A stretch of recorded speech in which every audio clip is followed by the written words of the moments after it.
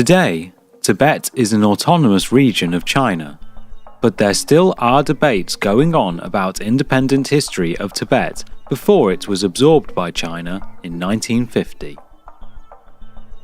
Subscribe to our channel if you like our content, and after you subscribe, don't forget to click on bell icon to receive notification on new videos. Historically, if we see Tibetan Empire existed from the 7th to the 9th century without under influence of any Chinese empire. It was a large, powerful empire considerably larger than the Tibetan Plateau, stretching to the parts of East Asia, Central Asia, and South Asia. The foundation of Tibetan Empire was laid by the 32nd king of Tibet, Namri Srongtsan of Yarlung tribe.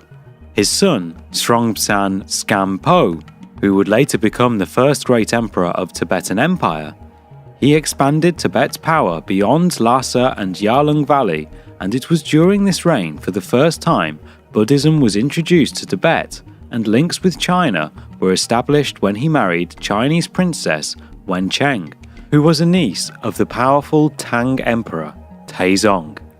He also married Nepalese princess Brikuti. Both princess was Buddhist, and it is widely believed they both played major role to establish Buddhism in Tibet. Tibetan Empire lasted until the empire collapsed into civil war in the 840s. Then it came under influence and administration of Mongols, Chinese, and the British. After Tibetan Empire collapsed, the region was structurally, militarily, and administratively controlled by several Chinese dynasties. Manchus of Qing dynasty were the last among them. During Great Game, at the beginning of 20th century, British launched an expedition under Viceroy of British India Lord Curzon, when he perceived Russia's ambitions in the east. During invasion, British forcefully signed Treaty of Lhasa with remaining low-level Tibetan authorities after 13th Dalai Lama fled for safety to Mongolia and then China. The Qing saw this as a threat to its sovereignty over Tibet. Hence, the provision of this treaty was revised in the Anglo-Chinese Convention of 1906.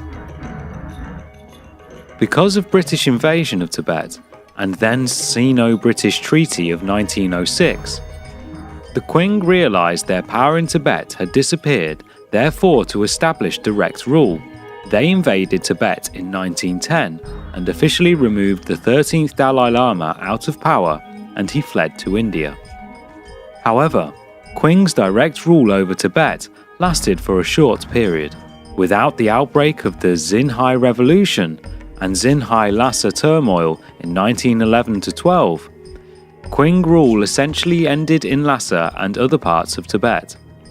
Tibetans forced the Qing officials in Lhasa to sign the three-point agreement for the surrender and expulsion of Qing forces in Tibet.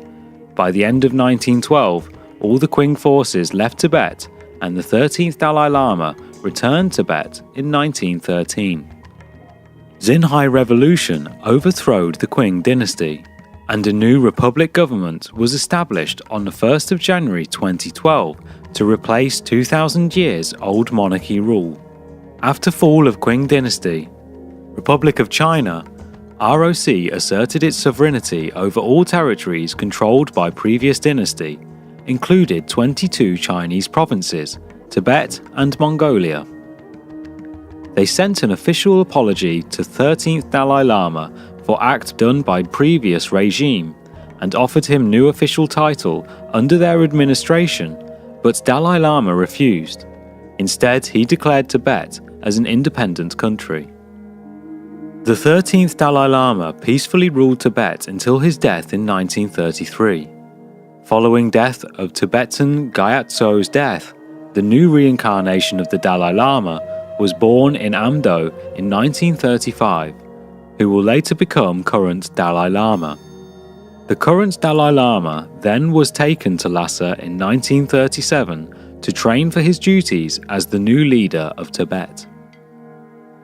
It is widely believed during independent rule of Tibet, Tibet had its own national flag, currency, stamps, passport, and army.